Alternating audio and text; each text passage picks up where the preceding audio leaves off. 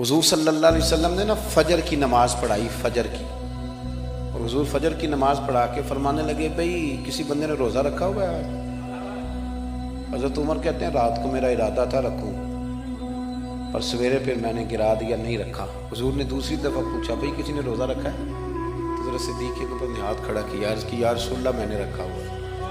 آپ حکم نہ دیتے تو نہ بتاتا، پر روزہ رکھنا بھی آپ نے توجہ دلائی ہے تو حکم بھی آپ کا بتاؤ تو بتا دیا۔ حضرت عمر کہتے ہیں حضور نے فجر کی نماز پڑھائی، فجر کی۔ دوسرا سوال پوچھا بھی کسی نے کسی بیمار کی تیمارداری کی ہے؟ تو حضرت عمر کہتے ہیں میں نے فٹافٹ عرض کی یا رسول اللہ ابھی تو نماز فجر پڑھی ہے، اب گھر جائیں گے تو تیمارداری کریں گے۔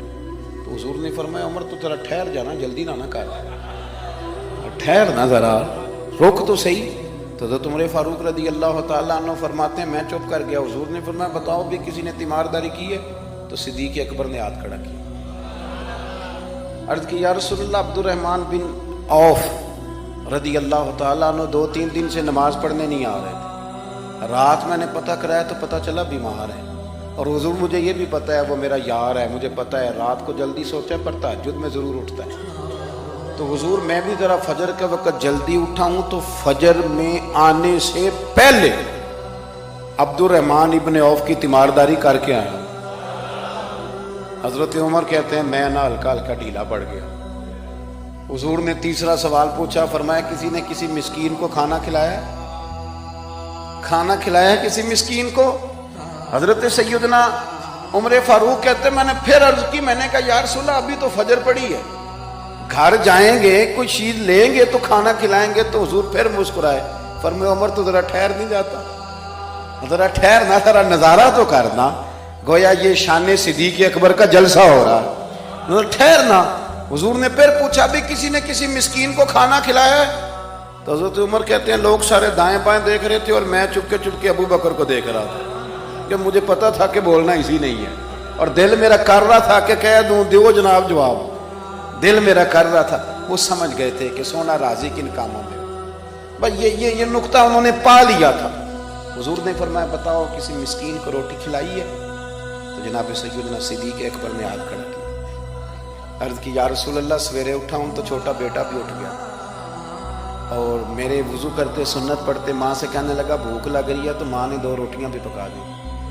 تو حضور ایک اس نے کھائی، دوسری اس کے ہاتھ میں تھی۔ جب ہم نکلے ہیں نا گھر سے تو دروازے پہ ایک فقیر کھڑا تھا، مسکین کھڑا تھا، کہہ رہا تھا رات سے بھوکا، کوئی دروازہ کھلنے کا انتظار کر رہا تھا، ابو بکر سب سے پہلے تیرا ہی کھلا ہے۔ تو حضور میں نا اس مسکین کو ایک روٹی کھلا کے آیا ہوں۔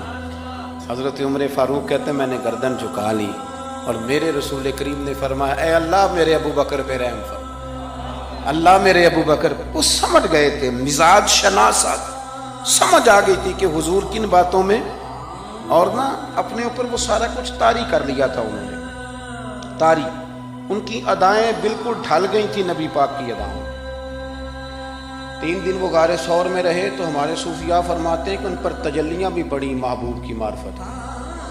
جب مدینے آئے نا نبی کریم کو لے کے، تو کچھ لوگوں نے حضور کی زیارت کی تھی، کچھ نے نہیں کی تھی، تو کچھ آتے تو نبی پاک کی دستبوسی کر کے بیٹھ جاتے، حضرت ابو بکر سے ہاتھ نہ ملاتے، اور کچھ صرف حضرت ابو بکر سے ہاتھ ملاتے اور حضور سے ہاتھ ہی نہ ملاتے۔ میری بات پہ توجہ ہے آپ حضرات کی؟